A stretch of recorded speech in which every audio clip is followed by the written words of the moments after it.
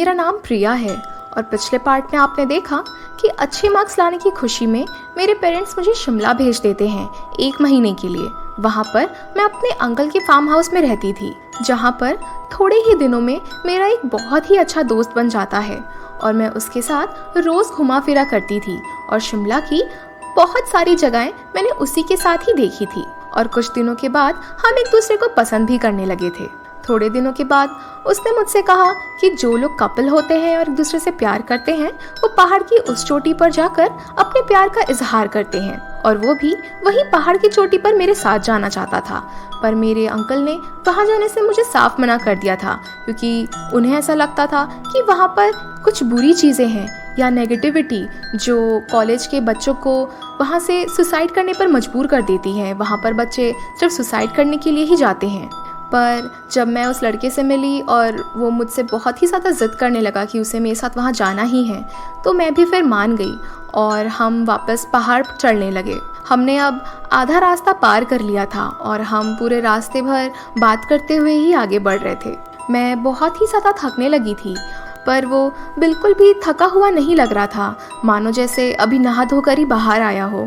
मैंने उससे पूछ ही लिया कि आखिर तुम थक कैसे नहीं रहे हो। तब उसने कहा कि वो यहीं शिमला पर ही रहता है और अक्सर पहाड़ चढ़ता रहता है। मैं नई हूँ, शायद इसलिए इतना जल्दी थक जा रही हूँ। मुझे भी उसकी इस बात पर सेंस लगा। उस पहाड़ पर हम बातें करते करते यूं ही आगे बढ़ रहे थे। वहाँ पर मुझे ज़्यादा भीड़ नज़र नहीं आ रही थी, पर करीब 1 घंटे उस पहाड़ पर चढ़ाई करने के बाद हम फाइनली उसकी चोटी पर पहुंच गए थे। और यकीन मानिए वो जगह इतनी ज़्यादा खूबसूरत थी, मैं आपको बयान नहीं कर सकती। वहाँ से पूरा शिमला नज़र आ रहा था, दूर दूर की वादियाँ नज़र आ रही थी, बर्फ़ नज़र आ रहे थे, बर्फीले पहाड़ नज़र आ रहे थे। वो जगह बहुत ही ज़्यादा खूबसूरत थी। उस वक्त मुझे समझ में आया कि लोग यहाँ पर आने के लिए क्यों इतना तड़पते हैं। मैं बस वहीं साइड पर खड़े होकर वहाँ की खूबसूरती का मज़ा ले रही थी और मुझे ऐसा लगा कि मैंने अच्छा ही किया यहाँ ऊपर आकर। यहाँ का माहौल बहुत ही ज़्यादा अच्छा था, मुझे वहाँ पर बहुत ही ज़्यादा अच्छा लग रहा था। कि तभी वो लड़का भागते हुए एकदम किनारे पर जाकर खड़ा हो गया, जहाँ से अगर एक भी धक्का लगा तो तुम नीचे गिर सकते हो। वो वहाँ खड़ा हो गया अपने हाथ फैलाकर और वो मेरी तरफ इशारा करने लगा। उसने अपना हाथ मेरी तरफ बढ़ाया और उसने कहा कि तुम भी यहाँ पर आओ और यहाँ पर आकर ये नज़ारे का मज़ा लो और हम यहीं पर खड़े होकर अपने प्यार का इजहार करेंगे। उसकी ये बात सुनकर मैं बहुत ज़्यादा घबरा गई थी, क्योंकि मुझे थोड़ी सी भी ऊंचाई से बहुत ज़्यादा डर लगता था। और वहाँ पर हम पहाड़ की चोटी पर थे, जहाँ पर वो खड़ा था वहाँ से आगे बहुत गहरी खाई थी और मैं उसे मना करने लगी। मैंने उसे यही कहा कि मैं वहाँ नहीं आ सकती, मुझे ऊंचाई से बहुत ज़्यादा डर लगता है, मुझे चक्कर आ जाते हैं, मैं ऐसा नहीं कर सकती। तब वो मुझे फोर्स करने लग गया। उसने कहा कि तुम्हें यहाँ आना ही होगा, हम यहाँ ऊपर अपने प्यार का इजहार करने ही तो आए हैं और ये काम यहीं पर खड़े होकर किया जाता है। जो भी एक दूसरे से प्यार करता है वो यहाँ तक आता ही है। अगर तुम इतना ऊपर तक आई हो तो यहाँ तक आने में आखिर दिक्कत ही क्या है। पर इस बार मैं उसकी एक भी बात नहीं मान रही थी, क्योंकि ऊंचाई से मुझे सच में बहुत डर लगता था और वहाँ मैं चाह कर भी नहीं जा सकती थी। मैं बहुत ज़्यादा घबरा रही थी। तब वो मुझ पर गुस्सा करने लगा और मुझे फोर्स करने लगा कि मैं वहाँ पर आऊँ, पर इस बार मैं भी अपनी ज़िद पर अड़ गई थी। मैंने उससे यही कहा कि मैंने अपना प्यार का इजहार पहले ही कर दिया है, मेरे अंकल ने मुझे यहाँ ऊपर आने से मना किया था, स्टिल मैं उनसे झूठ बोलकर यहाँ ऊपर आई हूँ। आई थिंक इतना ही किया है मैंने और यही काफ़ी है मुझे अपना प्यार बयां करने के लिए। पर अगर तुम मुझसे प्यार करते हो तो तुम वहाँ से नीचे उतर जाओ। लेकिन वो मेरी एक भी बात नहीं मान रहा था। वो मुझे कंटिन्यूसली बस फोर्स ही कर रहा था और मैं उससे बस मना ही कर रही थी।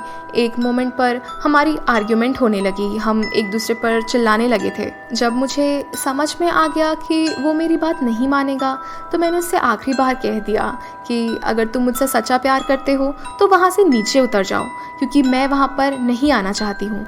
मैंने बीच में ट्राई भी किया वहाँ ऊपर जाने का, पर डर की वजह से मेरे पैर काँप रहे थे और मेरा पैर अपने आप ही नीचे पीछे की तरफ चले जा रहा था।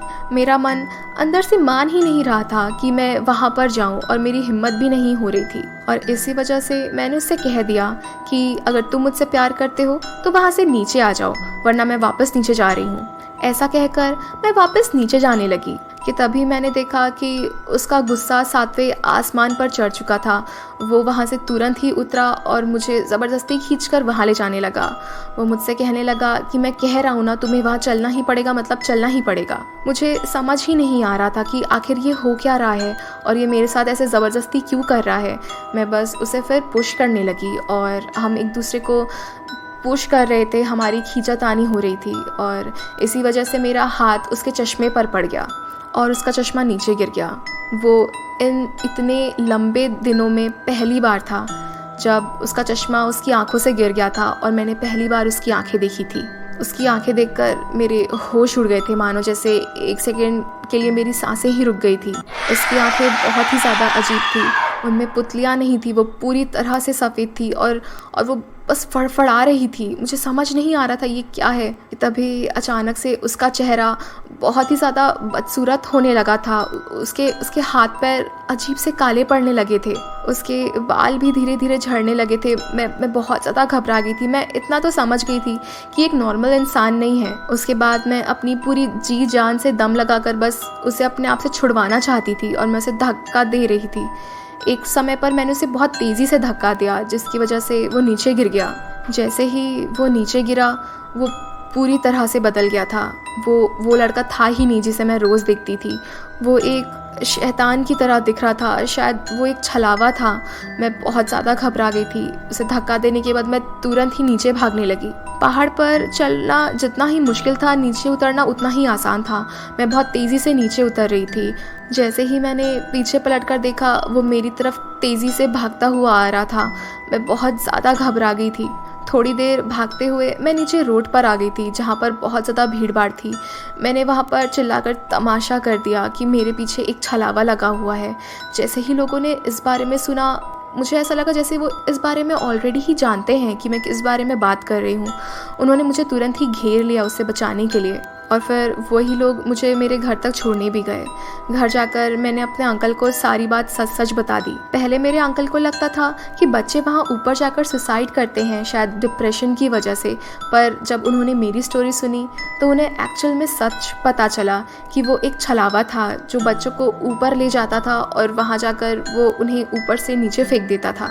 अंकल ने मुझसे कहा कि अच्छा हुआ जो मैं उस पत्थर पर नहीं चढ़ी, वरना बहुत ज़्यादा पॉसिबिलिटीज़ थी कि वो छलावा मुझे वहाँ से धक्का दे देता। अभी मेरे शिमला पर बहुत दिन रहना बाकी था, पर उतने दिनों में मैंने उस लड़के को वापस कभी भी कहीं पर भी नहीं देखा। मैं अक्सर उस होटल के बालकनी या छत पर देखा करती थी। वहाँ पर मुझे कोई भी नज़र नहीं आता था, पर एक बहुत बुरी आदत थी और मैं बस वहाँ से जल्दी निकलना चाहती थी।